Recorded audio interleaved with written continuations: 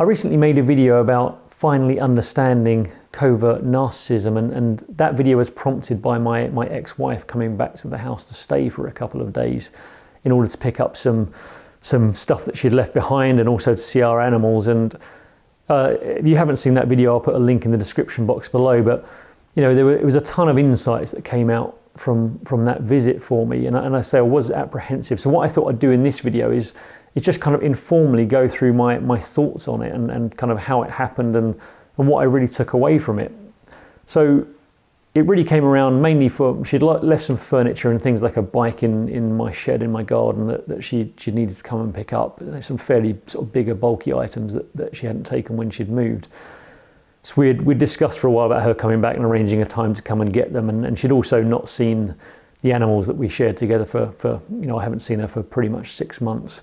And one of our cats is getting particularly old. You know, she probably won't be around too much longer. She must be about 19 years old now.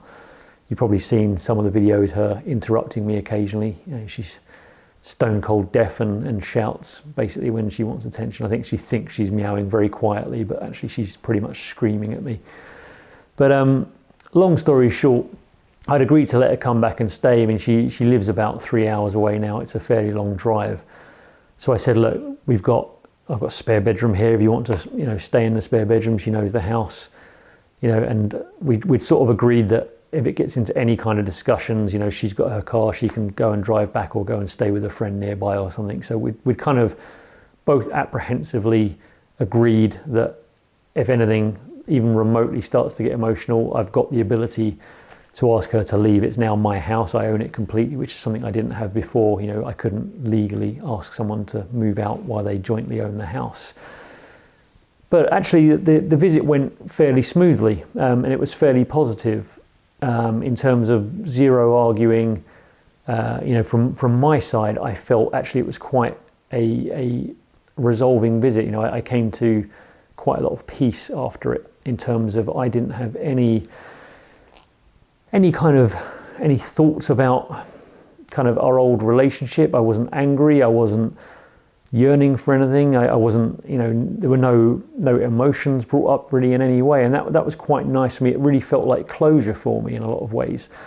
And I guess what I wanted to pass on in this video is one of the big insights that I took away. If you're in a toxic relationship or you're breaking up from a toxic relationship at the moment, one of the things I learned from this visit, you know, I said this was the first time I'd seen her since we'd legally divorced. First time I'd seen it must be about 6 months now since I'd actually seen her. I've spoken to her on the phone maybe once or twice. And actually it reminded me coincidentally that Richard Grannon had done a video that I think popped up on my feed a little while ago. He was doing a web session, you know, an interview with someone effectively, and he'd mentioned something in there that really resonated with me, in that, you know, the only reason that narcissists have any power over you is because you're in love with them, and that's the reason they don't really have power over other people. Is, you know, they have power because you're in love with them and you care about them, and therefore they have that ability to manipulate you. And the strange thing is, it's really, really interesting to see when that has changed, and it truly has for me. Like I see her as, you know, a very different person, a completely different relationship.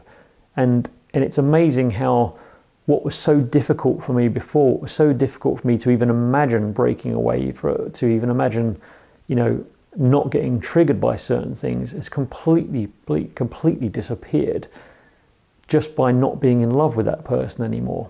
And I say it, that's not an angry thing, it's a very dispassionate thing, in that, you know, I don't know if there are attempts at manipulation, but some of the behaviours that I could tell were still sort of narcissistic, that, you know, some of the traits just didn't bother me at all. And, you know, I didn't engage in any of the attempts at sort of deeper conversations. I didn't feel the need to, I didn't feel the desire to.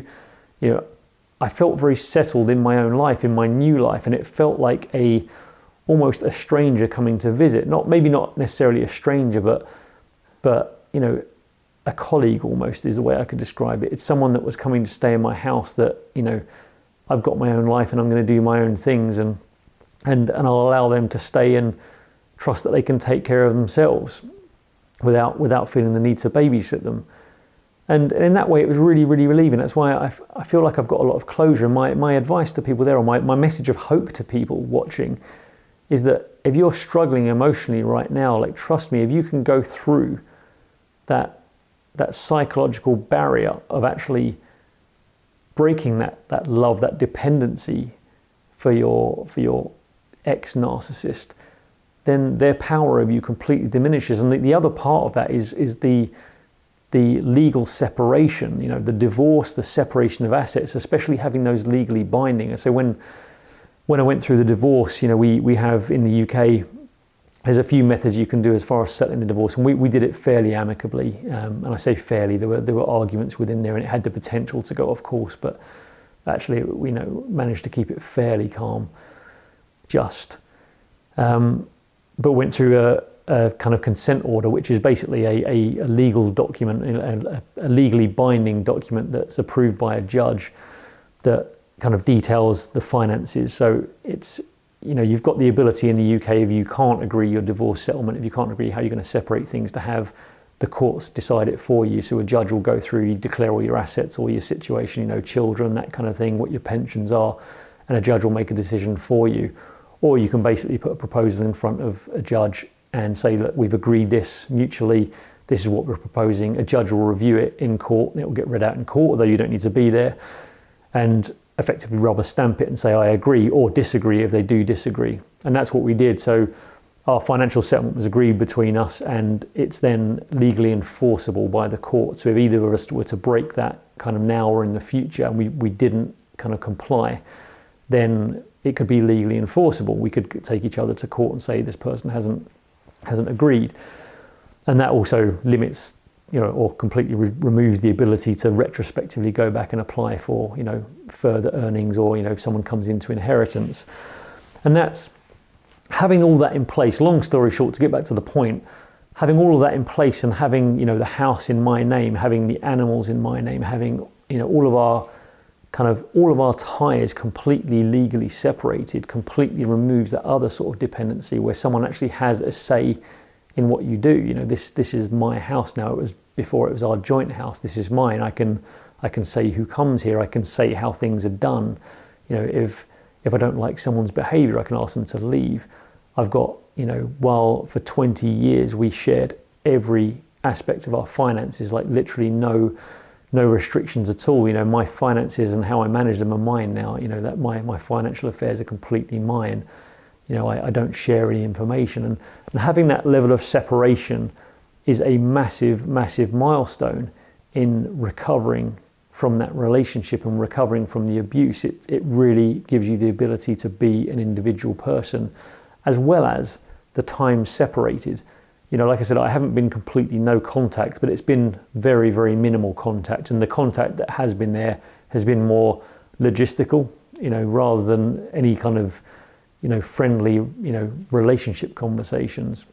And I think the combination of those three things, it's the breaking of any kind of emotional bond and a true breaking of that bond, a legal separation and a life separation. So both the financial, logistical separation and also the physical separation, having that time apart, really helps to kind of break that bond. And I think it's a real positive thing, because I think it gives anyone, like I said, anyone that's going through it at the moment, if you're wondering how on earth life will be afterwards, the answer in my case is actually, it's pretty good.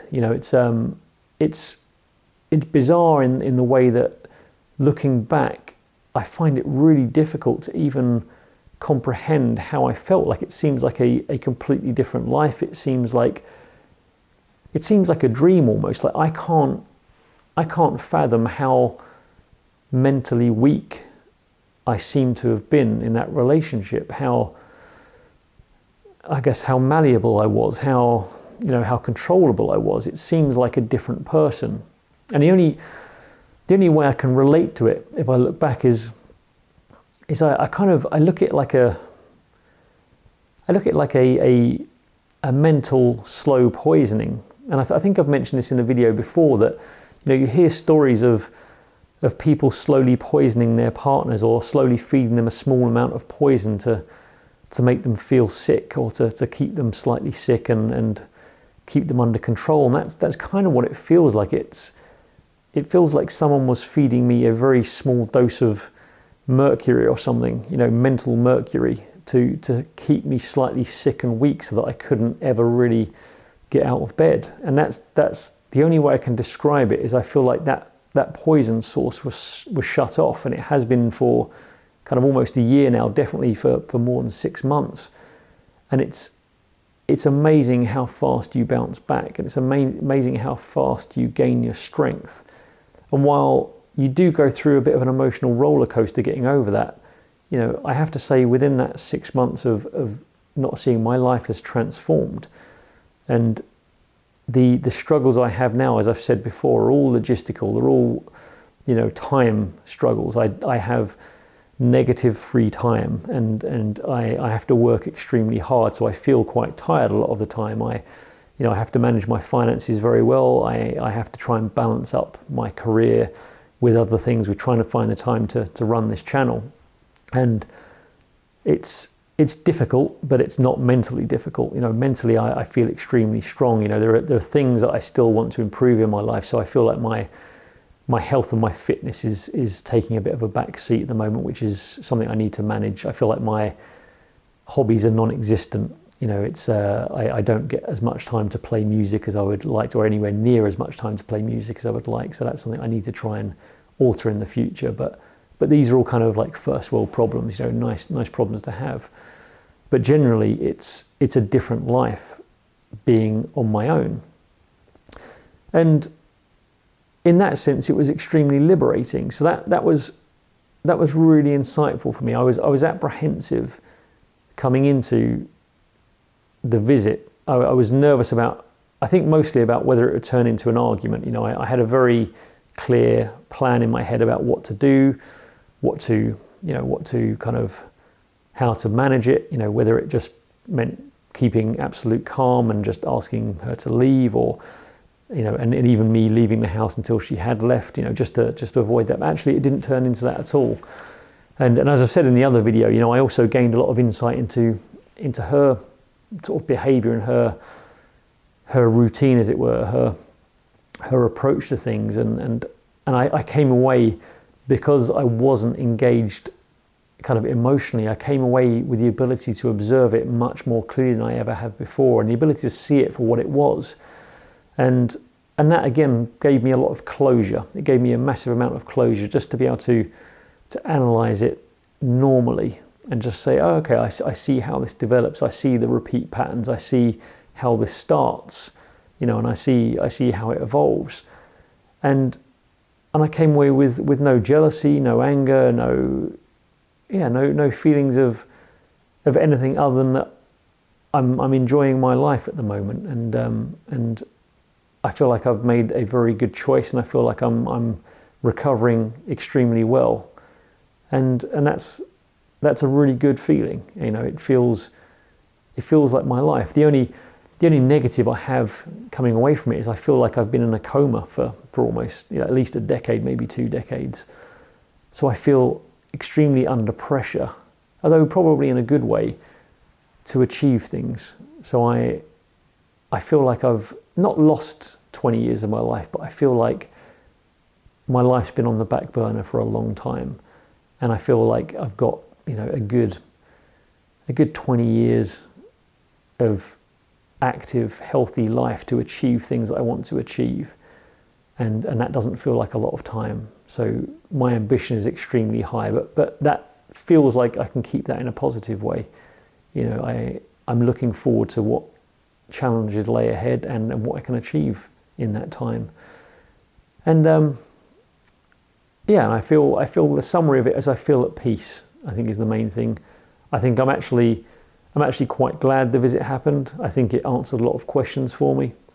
I felt in a strange way, although it's not actually how it materialized, but I feel like a little bit, I'm a huge Lord of the Rings fan, and I was a huge fan of the books kind of before the movies came out, and a huge fan of the movies when they came out, because I was really hoping they wouldn't suck. And in a way, I kind of feel a little like, if you've seen the movies or read the books, I feel a little like Galadriel passing the test of the One Ring. You know, I feel like the visit was potentially a big test for me as to whether I would fall back into some kind of emotional state, or, you know, it would trigger me to become kind of who I was before. And actually, I don't at all. You know, I feel like more of my old self, more of kind of who I was before I met my ex, but in a lot of ways a lot more developed, a lot more adult, you know, a lot more rational about things. So I came away feeling like I've learned and I've grown and I've changed,